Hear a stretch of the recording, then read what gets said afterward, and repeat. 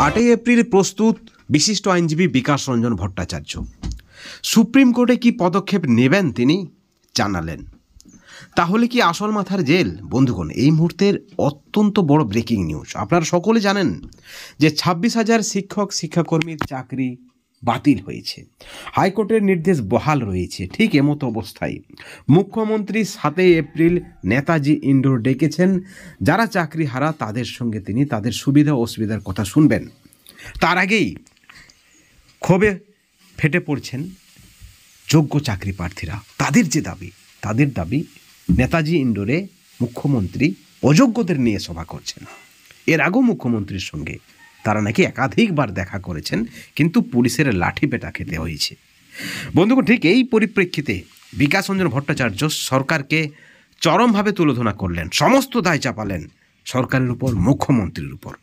তিনি বললেন, যেভাবে দুর্নীতি হয়েছে, এত বড় দুর্নীতি, সেই দুর্নীতিতে যোগ্য অযোগ্য চিহ্নিতকরণ করতে পারেনি রাজ্য সরকার। এবং সবাই 26,000 শিক্ষক শিক্ষাকর্মীর কথা ভাবছেন যাদের চাকরি গেছে, কিন্তু বিকাশ রঞ্জন ভট্টাচার্য বলছেন যে রাজ্যে 22 লক্ষ পরীক্ষা দিয়েছিলেন, যোগ্যদেরকে বঞ্চিত করে টাকার বিনিময়ে অযোগ্যদের চাকরি দেওয়া হয়েছিল। অযোগ্যদের চাকরি দিয়েছিলেন পুরো মন্ত্রিসভা, কারণ ক্যাবিনেটের সিদ্ধান্ত হয়েছিল।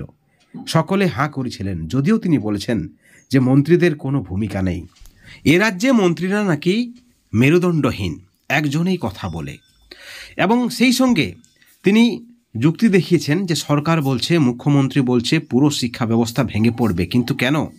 যারা যোগ্য, যারা প্রাক্তন ছাত্র, তাদেরকে পড়ানোর সুযোগ দেওয়া হোক।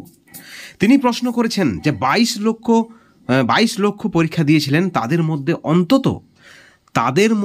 অন্তত 22 জন যোগ্য চাকরি প্রার্থী ছিলেন। তাদের যোগ্যতা ছিল চাকরি করার, কিন্তু তাদেরকে বঞ্চিত করা হয়েছে। তিনি 22 লক্ষ সেই চাকরি প্রার্থী যাদের মধ্যে অনেকেই যোগ্য ছিলেন, তাদের জন্য তিনি লড়াই করবেন। তিনি সম্পূর্ণরূপে প্রস্তুত রয়েছে দুর্নীতির বিরুদ্ধে। তার আইনি লড়াই জারি থাকবে। এবং আজকে যে ঘটনা ঘটেছে, যে পরিস্থিতি ঘটেছে, 26,000 শিক্ষক শিক্ষাকর্মীর চাকরি বাতিল হয়েছে, তার একমাত্র দায় তিনি চাপালেন সরকারের উপর। বন্ধুগণ, বিশিষ্ট আইনজীবী বিকাশ রঞ্জন ভট্টাচার্যের এই অভিমতের সঙ্গে আপনারা কি সহমত?